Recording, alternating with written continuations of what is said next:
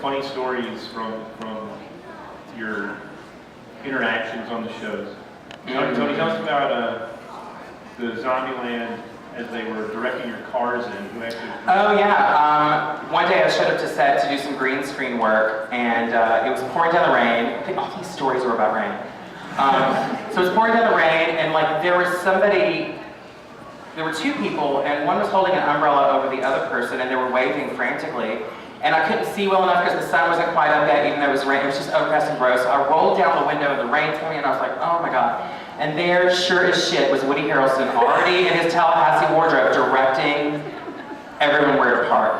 Wow. And there was the bitter PA with an umbrella trying to keep the rain off of him, just standing there in the rain like, what a great gig that must have been for him, poor PA. So yeah, Tallahassee drove us in and told us where to park one day when we were shooting. So that's a really funny story. There are tons. It's one of the reasons why I love doing this, is because every day is a gong show. No film and television situation that I've ever been in does it ever go according to plan. Something major always comes up. Like not always the best situations, like I was on set of a Tyler Perry movie when Michael Jackson passed. And Janet Jackson was working on the film, so everything came to a grinding halt and 600 people were released at the same time so that she could go to LA or whatever. So it's not always a good dramatic situation, but sometimes comedy does happen, so that's one of my funny stories. Alex, tell us about getting beat up. Yeah. Wow, where should I start? Well, after I got out of the makeup trailer for the boiler room scene, which I hope a lot of you have already seen. We're gonna spoil it for you, so get ready. I warned you guys in the last game. So yeah, when I first thing I got out of the trailer, and Andrew Lincoln just like comes around the corner and just shouts, "Is this the walker that ate my wife?" And I was like, oh, how should I respond? And then he was nice, came up to me, introduced himself, and then he's like, I was thinking for the scene if it would be cool if I put my gun in your mouth. That's what he said. Exactly. I didn't say that like to him, but that's what I was thinking.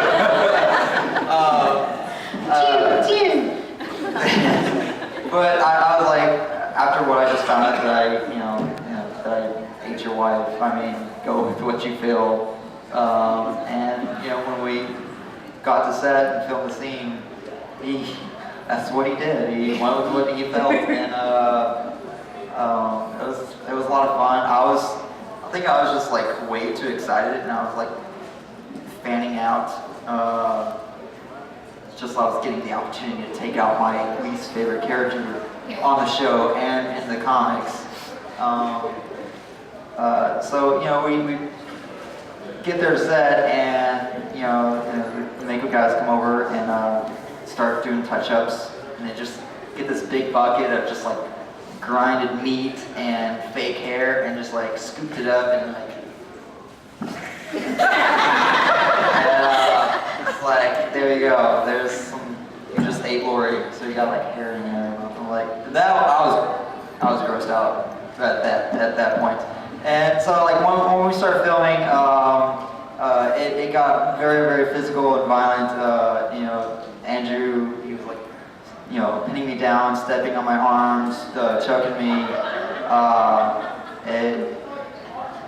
Like I was having fun, and then like once he starts like punching me and like stabbing me repeatedly, like we were getting like the takes that they wanted, but Andrew, he's a really good method actor,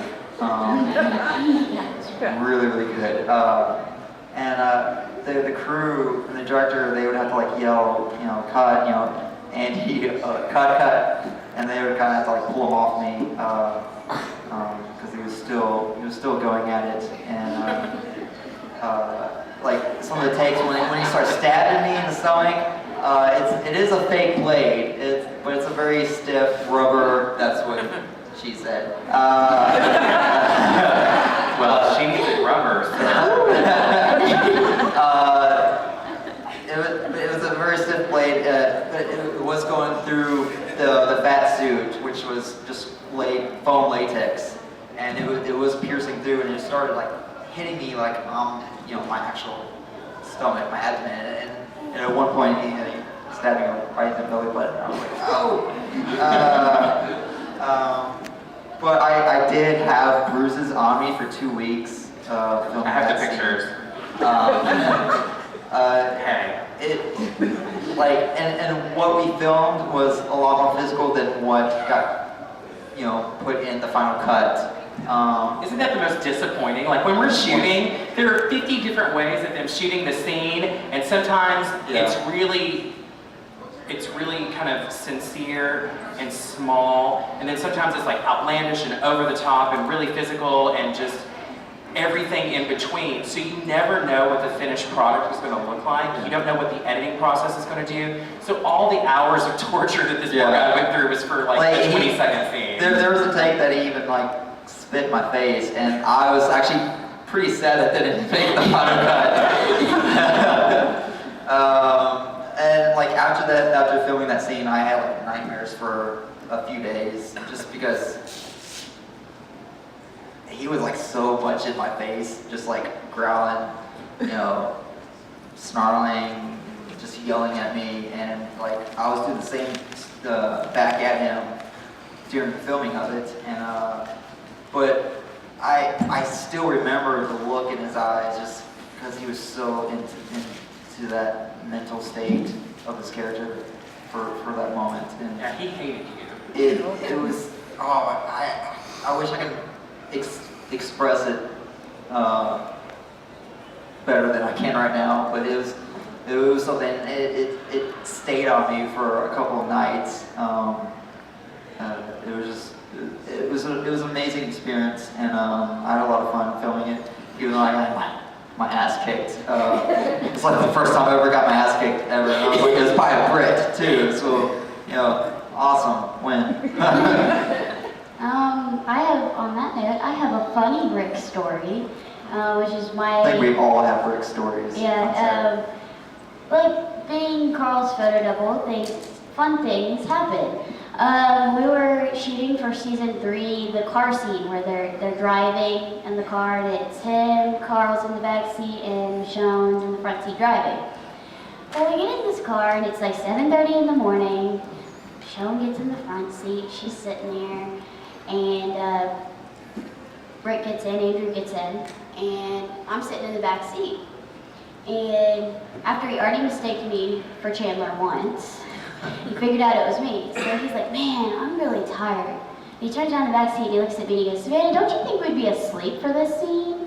Like, we've been traveling, we've been kicking zombie butt, don't you think we'd be asleep? And I was like, yeah, I think so. I think we would take this trip and take this little, however long trip, and I think we'd get some rest.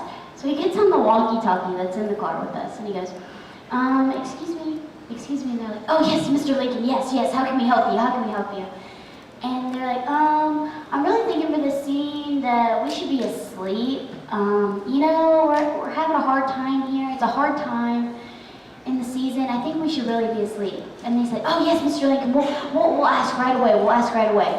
And he puts the radio down and just starts busting out laughing. Like he is laughing because he really didn't want to do this for this scene. But it was just so funny to see the reaction. They were like, oh yes, anything you want. Like it was just like on their toes. And he's like, I really didn't want to do that, but whatever, it's cool if they'll let me sleep a little bit. It's like 7:30 in the morning. And I'm just sitting in the back seat and I'm like, holy crap, he really just did that. And he's like laughing. That's hilarious because in a production, that shit don't happen. Because they don't stop the world for their lead actor no matter, unless you're Robert Downey Jr. On due date, he was tired, bitter, and over it. It was raining, of course. So he's like, and we're wrapped. And he got up and walked off the set. And we're all like, he left. And that was the end of the shooting day. That's Robert Downey Jr.'s power. And it ended up, and it was like, we were sitting in the back seat, they're all laughing, they're all cracking up, and you hear him on the radio, and they're like, Mr. Lincoln, are you there? Are you there? And he picks it up, and he's like holding his mouth like this. And he goes, yes, I'm here. And he's like, oh, we're so sorry, but the writers just don't think that's a good idea. And we're so sorry. We know it's a really good idea, but they just don't think it is. Stroke his ego and tell him no all in the same sentence. And he's holding the radio like way out here, and he's just laughing. Like his face is bright red, and he looks like he's about to start crying. And he's like, "It's all right. I was just really looking forward to it." And he puts it back down in the cup holder, and he sits there and he turns on the radio, and he turns it up a little bit, and he's like, "I really like this song." And he starts jamming out in the front seat, and I was like, "This is epic Andrew Lincoln time right here." He does love his music. Yeah, we had a good talk about music and how much he loves American music now. So he's becoming more Americanized, but just seeing that sense of humor in him after seeing him in so many scenes where he's been so serious, it just made me love him. Like, I was like, okay, you can be real serious, you can be a badass, but now you can be like freaking awesome. That's really cool. Yeah, so there, we're ready. Yeah, you said. Do you ever feel like something negative has happened on set that was beneficial to the show? Like Something negative? What? Like Negative. negative. Like getting hurt, but it made it look better. Oh yeah, every time we're in agony, it makes it all look better. Because you can't fake that shit. Something negative that makes something look better? I'm thinking like actors have done stuff. Getting like stuck in the mud and falling down, but it was just look sort of realistic but funny at the same time. Oh, I remember T-Dog changed the line one time. And it was freaking funny. And everybody laughed, and it just kind of like stuck after that. He gave him, because T-Dog, he always gets that one line. So here's his one line for the day. He wanted to make it count. Yeah. So he goes in and they're doing the whole like spiel, and he says his one line, and like everybody looks at him like, why is he talking? And I was like, okay, I really like him, but you guys only give him one line. So it ended up the next time that they rehearsed it, he changed the line completely, and no one noticed. Nobody noticed it, and it stuck. The script supervisor should have noticed. No, they didn't. I want to be the script supervisor. Does anybody know what the script supervisor does? Hilarious. She's this little angry woman who comes out of Video Village from her comfortable director's chair and comes out and goes, the line is, she went up the hill. She didn't go over the hill, she went up the hill. And then she goes back into the little Video Village and sits back in her chair. It's hilarious. Like, have a really shitty actor not know their lines, and you will see somebody be fit to be tied. That script supervisor loses their mind every time. Lori Holden. Oh, she's so precious. I want to be the script supervisor because they get to be like a total bitch on set. And they're so quiet and nobody pays any attention to them because their job is to make sure you say what's in the script.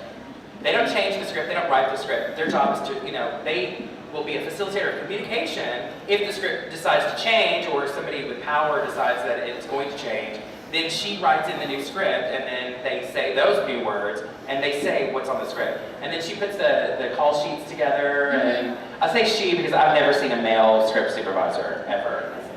Anybody? No. I haven't either. I don't know, like, I totally want that job. Yeah, the line is she went up the hill.